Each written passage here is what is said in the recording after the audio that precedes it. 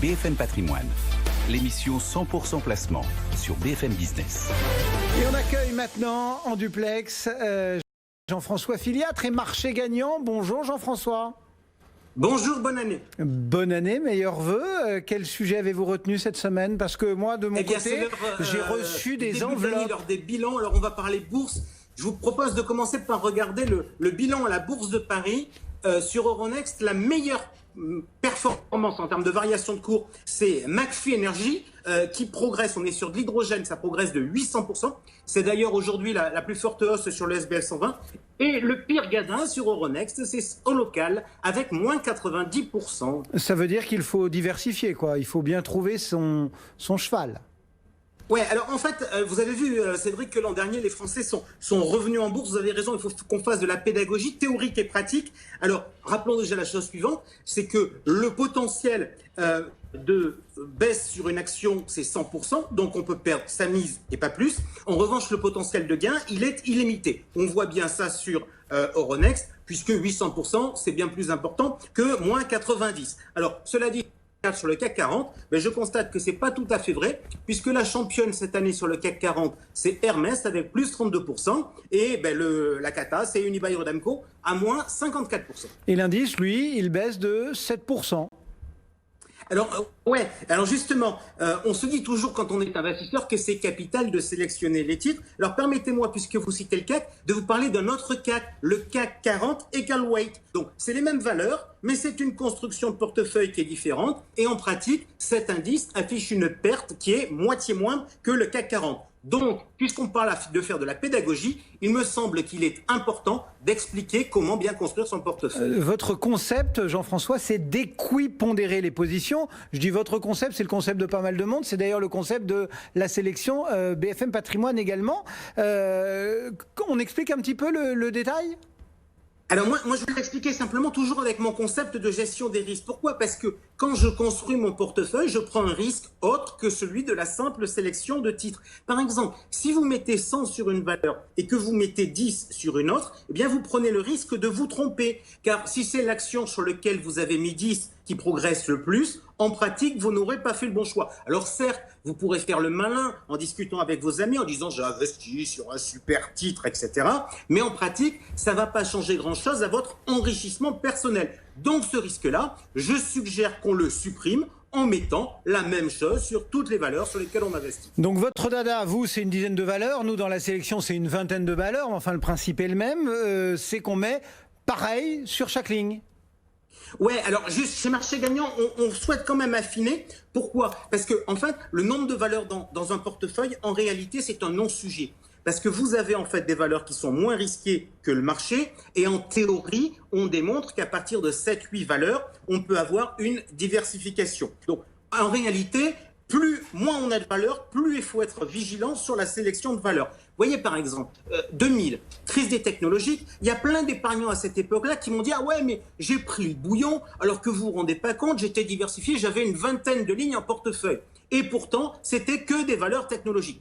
D'où la proposition historique de Marché Gagnant. L'idée, c'est quoi? C'est on investit sur 10 lignes, mais surtout, on va à minima être présent sur 7 ou 8 secteurs d'activité. L'avantage du système, c'est quoi? C'est que c'est contraignant, mais ça laisse quand même un certain nombre de marges de manœuvre. Alors cette année, puisqu'on attaque 2021, je vous propose de mettre en place ce dispositif dans BFM Patrimoine, et puis on fera tous les mois un peu de pédagogie boursière pour savoir comment bien investir. Au fil du mois, on va ainsi voir ce qui marche pas, et ça va permettre d'apprendre non par la théorie, mais par l'apprentissage. Bon, comment on va les sélectionner, ces valeurs ? Alors, l'objectif de l'exercice, c'est de comprendre la diversification, les typologies de valeurs. Alors, je vous propose une méthode simple. Vous avez vu l'actualité. Vous avez vu qu'on a décidé de tirer au sort 35 lampins pour donner leur avis sur la politique vaccinale. Donc, nous allons faire un tirage au sort, nous aussi. Alors, j'entends dire certains que c'est du grand n'importe quoi. Alors, je précise tout de suite que cette méthode n'est pas le fruit d'un conseil de McKinsey. C'est une stratégie qui existe, qu'on a déjà étudiée sur les marchés financiers. C'est la stratégie du singe et des fléchettes. Son efficacité a été étudiée et démontrée et franchement, ça coûte beaucoup moins cher en conseil. Bon, il y avait le singe, les fléchettes, il y avait le magazine Playboy qui avait fait la même chose aussi avec ses Playmates. Comment est-ce qu'on définit déjà l'approche sectorielle? Parce que si on fait un tirage au sort, il va quand même bien falloir sectoriser les valeurs, non? Alors, il y a une norme de place. Pour info, d'ailleurs, elle a changé à la Bourse de Paris début juin 2020, mais visiblement tous les sites boursiers ne s'en sont pas rendus compte. Donc si j'ai un conseil à vous donner, si vous voulez savoir le secteur sur la base de la nomenclature que j'ai retenue, vous allez sur le site live.euronext.com, vous saisissez la valeur qui vous intéresse, par exemple vous mettez Air Liquide, vous allez dans l'onglet caractéristiques et là vous voyez que le secteur d'Air Liquide, c'est les matériaux de base. Bon, voilà donc pour cette nouvelle classification. Elle a beaucoup changé ?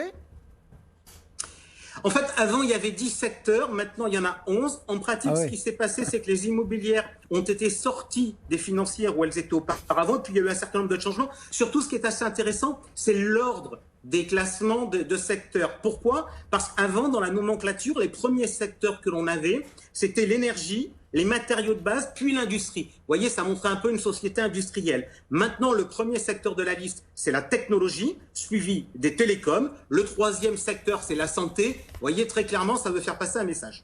Bon, sur le tirage au sort, on va voir combien de boîtes par secteur, parce qu'il y en a beaucoup quand même à Paris. Alors, il y a 800 valeurs à peu près cotées à Paris. Alors, la règle que j'ai retenue, c'est 6 max. Pourquoi ça ? En pratique, on est là pour débuter, donc on va essayer de se donner une chance quand même de connaître les sociétés. Donc j'ai donc pris la liste fournie par Euronext, la place de marché. Je n'ai retenu que des sociétés qui sont dans le compartiment A. Ce sont donc les plus importantes et par conséquent, elles ont le plus de chances d'être connues. Je me suis limité aux seules actions françaises et j'ai pris les 6 premières quand il y en avait 6. Bon, donc moi, vous m'avez fait parvenir 11 enveloppes, c'est ça. Dans ces enveloppes, j'ai dû faire du découpage ce matin, c'était passionnant, pour qu'on puisse faire le petit tirage au sort, c'est ça ? Exactement, donc on va prendre les secteurs dans l'ordre, on va commencer par la technologique. Vous allez bien trouver 6 valeurs, il y a quand même du choix à Paris, c'est certes pas les GAFAM, mais on peut quand même travailler. On a par exemple dans l'enveloppe Alten, Atos, Dassault Systèmes, Capgemini, Soitec et Téléperformance. Et pour info, j'ai viré ST Microelectronics qui est de néerlandais. Bon, donc j'ouvre l'enveloppe et avec une main totalement... je farfouille et je vous sors un lapin du chapeau, c'est ça ? Exactement. Eh bien, nous avons Alten.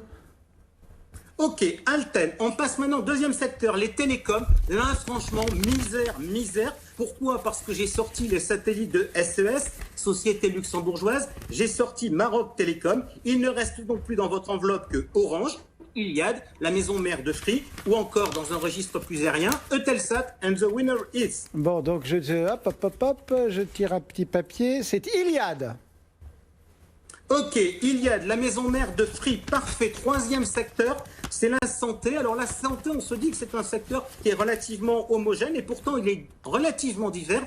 Pourquoi ? Prenons un exemple. Sanofi l'an dernier a fait moins 12%, quand Sartorius avait quasiment presque doublé. Tirage au sort, Cédric ? Alors, hop, on a Orpea. Orpea, parfait. Nous allons dans les maisons de retraite. Allez, on passe maintenant aux financières. Alors, très sincèrement, vous savez, ce secteur, j'en suis pas très fan. Pourquoi ? Parce que je considère qu'un épargnant, dans sa stratégie globale, prend déjà des risques sur ce secteur, avec son compte courant, avec son assurance vie. Donc, je suis peu enclin de rajouter une couche supplémentaire. Mais là, je ne fais pas de recommandation. Je fais une expérience publique à vocation pédagogique. Et donc, on choisit... Je cherche, je tourne, je touille. Hop, Crédit Agricole. Crédit Agricole, Casa, parfait. On passe maintenant à l'immobilier, c'est ça ? Je vous ferai à peu près la même remarque, puisqu'on a déjà notre résidence principale. Même s'il a beaucoup d'immobilier, ça reste quand même de l'immobilier d'entreprise. Alors, pouf, Clépierre. Clépierre, parfait. Allez, on passe maintenant à la consommation discrétionnaire. Je vous laisse ouvrir l'enveloppe. Alors, juste quand même, précision importante, dans cette catégorie, on a un peu tout et son compte. Parce qu'on a par exemple le luxe et on a la bagnole. Alors, on a d'un côté le luxe, c'est un sujet qui est relativement hype. Le sujet de la voiture, c'est quand même un peu plus compliqué, notamment avec les sujets autour de l'électrique. Alors, en raison de la méthodologie, il y a quand même un petit biais. Pourquoi ? Parce qu'on a dans votre enveloppe, on a LVMH, on a Christian Dior, ça ressemble quand même, s'il y a des liens familiaux. Et il y a Kering, il y a Hermès. Et puis un peu atypique, il y a L'Oréal et puis Vivendi. And the winner is... Attendez, on touille. Christian Dior. Christian Dior, parfait. Allez, maintenant, la consommation discrétionnaire, entre guillemets, c'est ce dont on peut se passer. L'autre secteur, c'est la consommation de base. Bref, les trucs incontournables, on va y retrouver Pernod Ricard, c'est la plus grosse des capitalisations. On va également y retrouver de la distribution. Votre tirage au sort? Hop. Belle. Belle, ben vous n'avez pas pris... Parfait. Alors maintenant, on va rentrer dans ce qui étaient les anciennes stars, entre guillemets. Quand je disais en termes de nomenclature, je pense notamment à l'industrie. On y retrouve des entreprises comme Schneider, comme Safran, comme Vinci, comme Saint-Gobain, qui est en forte hausse aujourd'hui. Qui gagne dans votre tirage au sort? Saint-Gobain. Saint-Gobain, parfait. Allez, on continue. On est proche de la fin. Ouais, on est maintenant. proche de la fin parce qu'on n'a plus beaucoup de temps. Les matériaux de base, je le disais tout à l'heure, c'est là où il y a Air Liquide. Il y a aussi Arkema, par exemple. Et vous nous dites qui? J'en ai pas 5 là. J'en ai pas 6, pardon. Comment? Eramet. Eramet, parfait. Ça, c'est du bon cyclique. Et on va donc... il nous en reste 2 là, avant-dernière. L'énergie, franchement, il n'y a pas grand-chose. J'ai 3 valeurs. Ouais, 3 valeurs et on retient CGG. Oh, décidément, vous me bâtissez quelque chose qui est quand même très cyclique. Ah ben, et je suis enfin, désolé, on c'est termine le hasard. avec les utilities où on a EDF, Engie, Veolia, Suez. Et le gagnant est, attention, parce que les petits papiers sont un petit peu collés les uns aux autres. Voilà, hop, on a Veolia Environnement. Bon, eh bien écoutez, parfait. Je mets tout ça sur un bout de papier. Je le mets sur le site et désormais, nous allons le suivre tous les mois. Merci beaucoup Jean-François Filiatre. On va vous rappeler la liste aussi qui est là sur le compte Twitter de BFM Patrimoine. Bien évidemment, Jean-François Filiatre, on vous retrouve tout à l'heure pour répondre aux questions des auditeurs.